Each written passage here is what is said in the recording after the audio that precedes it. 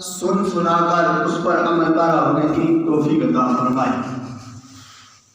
اگر آپ کے ذہن میں ہو تو گزشتہ جمعۃ المبارک کو میں نے یہاں پر اختتام کیا تھا کہ جبرائیل امین علیہ الصلوۃ والسلام بارگاہ رسالت مآب صلی اللہ علیہ وسلم میں حاضر ہوئے تو ٹاٹ کا لباس پہنا ہوا تھا۔ کس کا لباس پہنا ہوا تھا؟ ٹاٹ کا لباس پہنا ہوا تھا۔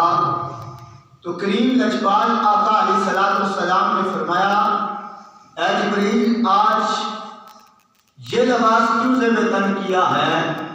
تو عرض کی، یا نبی اللہ، آج رب العالمین نے تمام آسمانی فرشتوں کو یہ حکم دیا ہے کہ زمین پر میرے لجپال آقا کے یار نے یہ لباس پہنا ہے، آج تم بھی یہی لباس پہنو۔ آج میرے لجپال آقا کے یار نے یہ لباس پہنا ہے تو تم بھی یہی لباس پہن لو۔ اور میں اس لیے بھی یہاں پر حاضر ہوا ہوں کہ اللہ رب العالمین نے حکم دیا ہے کہ آپ صدیق اکبر سے پوچھئے کہ صدیق گھر کا سارا مال بارگاہ رسالت مآب صلی اللہ علیہ وسلم میں لٹا کر راضی ہے، اس حال میں بھی وہ کیا رب سے راضی ہے؟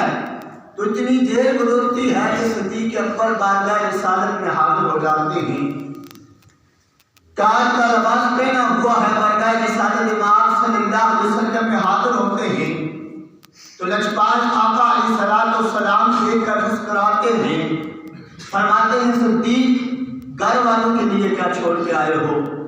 عمر فاروق نے کہا آدھا لے کے آیا ہوں، آدھا چھوڑ کے آیا ہوں۔ عثمان ذی النورین نے کہا آدھا لے کے آیا ہوں، آدھا چھوڑ کے آیا ہوں۔ حیدر کلوان نے کہا آدھا لے کے آیا ہوں، آدھا چھوڑ کے آیا ہوں۔ زبیر عبداللہ، بلال، سلیمان، تمام کل ہی جواب تھا آدھا لے کے آیا ہوں، آدھا لے کے چھوڑ کے آیا ہوں۔ جب صدیق سے پوچھا گیا کہا گھر میں اللہ اس کا رسول چھوڑ کے آیا ہوں۔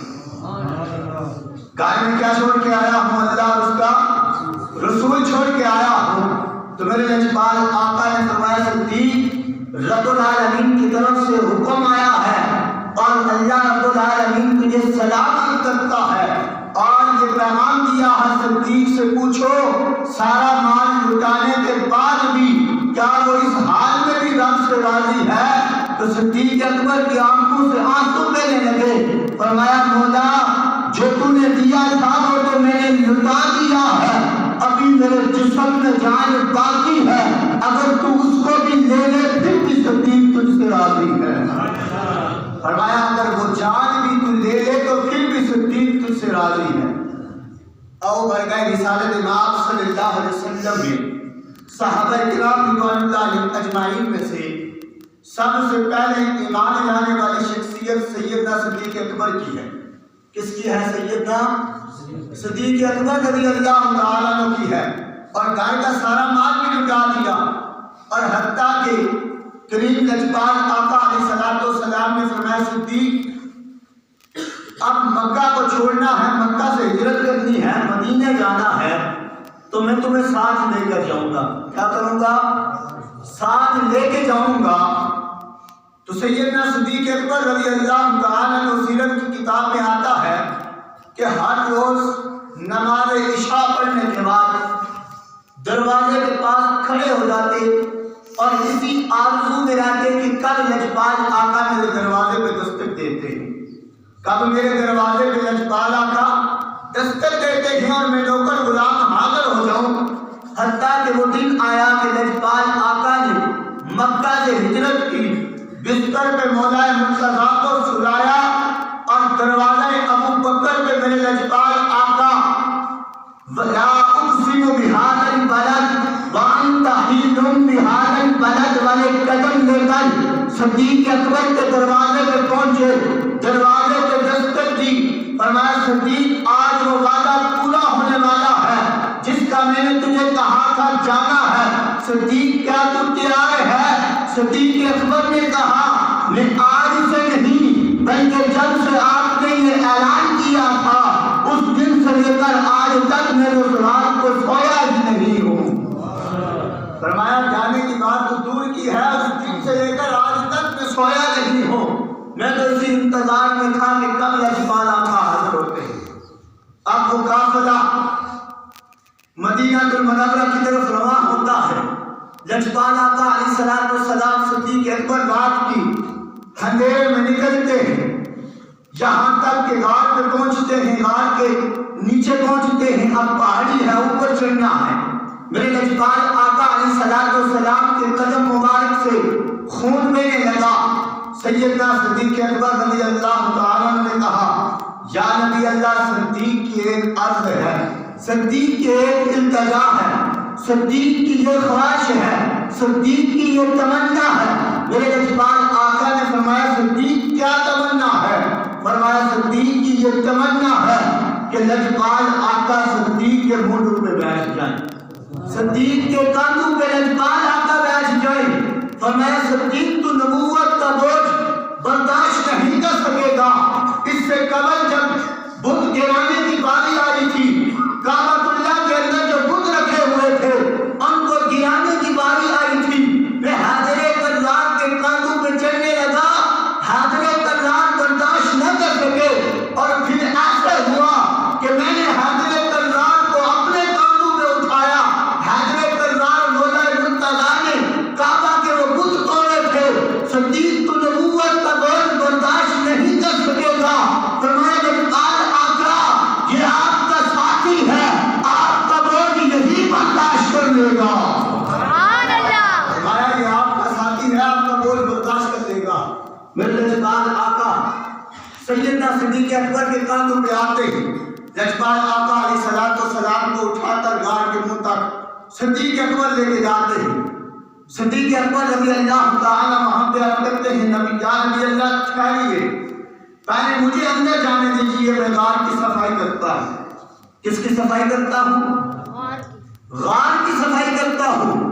اور اس غار کے اندر ایک مرتبہ عیسیٰ علیہ السلام بھی ٹھہرے تھے، اور عیسیٰ علیہ السلام سے ایک صاحب نے کہا تھا کہ آخری نبی کا میں نے دیدار کرنا ہے، کوئی جگہ بتا دیجئے۔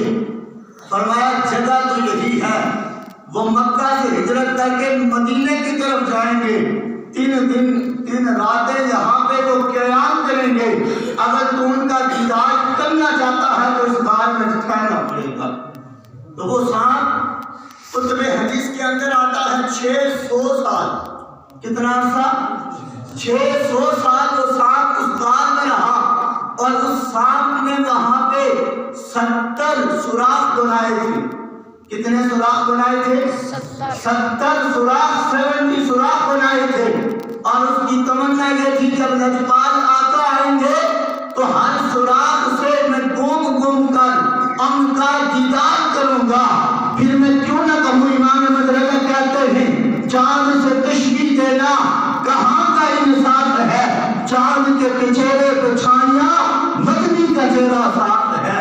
وہ صاحب بھی دیدار مصطفیٰ کے طلب کے لیے وہاں پہ 70 سوراخ بنا کے بیٹھا ہوا تھا، لیکن جب یار غار اندر جاتے ہیں صدیق اکبر تو اپنی قمیض، اپنا دستار مبارک کو پھاڑ کر وہ تمام سوراخ بند کرتے ہیں۔ ایک سوراخ باقی رہ گیا ہے۔ لجپال آقا کو حکم دیتے ہیں اندر تشریف لائیے، اندر تشریف لائیے۔ جب لجپال آقا اندر جاتے ہیں تو صدیق اکبر اپنی گود مبارک بچھاتے ہیں، اور جو سوراخ باقی ہے اس پہ اپنی ایڑی رکھ دیتے ہیں۔ اس پہ کیا کر دیتے ہیں؟ اپنی ایڑی مبارک رکھ دیتے ہیں۔ اور لجپال آقا علیہ السلام صدیق اکبر کی گود میں آرام کر رہے ہیں۔ صدیق اکبر کی گود میں میرے لجپال آقا آرام کر رہے ہیں۔ سیدنا صدیق اکبر رضی اللہ تعالیٰ عنہ کو وہ سانپ آ کے دستا ہے، وہ سانپ تمام سوراخوں کی طرف جاتا ہے۔ آج وہ سوراخ بند ہیں، آج وہ سوراخ بند ہیں، اور نبوت مصطفیٰ کی خوشبو اسے محسوس ہو رہی ہے۔ ہر جس نے اس نے 70 سوراخ بنائے تھے، ہر سوراخ میں جاتا ہے، لیکن سوراخ بند ملتا ہے۔ تمام سے واپس آتے ہوئے صدیق اکبر کی ایڑی کے پاس پہنچتا ہے۔ صدیق اکبر رضی اللہ تعالیٰ عنہ کی ایڑی کو آ کر بوسہ دینا شروع کرتا ہے۔ جنگ مارنا شروع کرتا ہے۔ صدیق اکبر نے کہا ہے سام تو سانپ ہے، تیرے اندر زہر رکھا ہوا ہے، لیکن تو یہ نہیں جانتا کہ تمام کائنات کی جان میری گود میں بیٹھی ہوئی ہے۔ اگر تو موت کا پیغام لے کے آیا ہے تو تمام جہان کی کائنات کی میری گود میں بیٹھی ہے، تو مجھے تیری موت سے کوئی پرواہ نہیں۔ صدیق اکبر رضی اللہ تعالیٰ عنہ نے اپنی جسم کو جنبش حرکت تک نہ دی، لیکن اس کی زہریلے زہر کی وجہ سے صدیق اکبر کے آنکھوں سے آنسو ٹپکنے لگے۔ جب وہ والضحیٰ کے مکھڑے پہ لگے، ما زاغ البصر وما طغیٰ کی آنکھیں کھول کے میرے لجپال آقا نے کہا صدیق تجھے کس چیز نے بلایا ہے؟ اے صدیق تجھے کس چیز نے بلایا ہے؟ فرمایا یا نبی اللہ مجھے سانپ نے ڈس دیا ہے۔ لجپال آقا نے کہا صدیق ایڑی پاس کرو، اپنا لوہا میدان لگایا، ایڑی ٹھیک ہو گئی۔ اب اگلی بات سنیے، مزے کی بات سنیے۔ صدیق اکبر رضی اللہ تعالیٰ عنہ ڈسنے کے بعد جب انہیں آرام آیا، کہا یا نبی اللہ مجھے پیاس نے ستایا ہے۔ کس نے ستایا ہے؟ پیاس نے ستایا ہے۔ اب وہ غار میں گئے ہیں، کسی جگہ پہ چشمہ نہیں ہے، لیکن لجپال آقا اپن کرتے ہیں صدیق جاؤ غار کے دہانے میں پانی پیتے ہو۔ صدیق اکبر نے یہ جواب نہیں دیا یا نبی اللہ وہاں پہ میں نے آتے ہوئے چشمہ نہیں دیکھا، صفائی کرتے ہوئے چشمہ نہیں دیکھا۔ لجپال آقا نے حکم فرمایا، جبرائیل امین کو رب العالمین نے حکم فرما دیا، آج میرے لجپال آقا نے اپنے صدیق کو غار کے دانے میں بھیجا ہے، تو تمام جنت کی ناریں اس طرف بھیج دے، ان تمام کا رخ اس طرف کر دے۔ جب صدیق اکبر غار کے دانے پہ آئے تو وہاں پہ نہر بہ رہی تھی، اس سے پانی نوش فرمایا، واپس بارگاہ مصطفی میں گئے، عرض کیا یا نبی اللہ میں نے ایسا پانی پیا ہے جو شہد سے زیادہ میٹھا ہے، برف سے زیادہ ٹھنڈا ہے، دودھ سے زیادہ سفید ہے، آج تک میں نے وہ پانی پیا نہیں۔ لجپال آقا کہتے ہیں صدیق بتا میں یہ پانی کہاں سے آیا تھا؟ صدیق کہتا ہے اللہ جانتا ہے، اللہ کا رسول جانتا ہے۔ کہا صدیق تیرا عقیدہ 1400 سال کے بعد بھی اہل سنت والا عقیدہ صدیق اکبر کے عقیدے کی ترجمانی کر رہا ہے، اور صدیق اکبر نے وہاں پہ کہا تھا اللہ جانتا ہے، اللہ کا حبیب جانتا ہے۔ آج ہر اہل سنی بھی یہی کہتا ہے جو رب جانتا ہے، رب کی عطا سے مصطفیٰ بھی جانتا ہے۔ سبحان اللہ، رب کی عطا سے مصطفیٰ بھی جانتا ہے۔ کہا صدیق وہ پانی عام پانی نہیں، بلکہ جب تجھے پیاس لگی وہ پانی یہاں سے نہیں بلکہ جنت سے رب العالمین نے بھیجا۔ اب کہاں پہ بیٹھے ہیں؟ غار میں ہیں، اور پانی جنت سے آ رہا ہے۔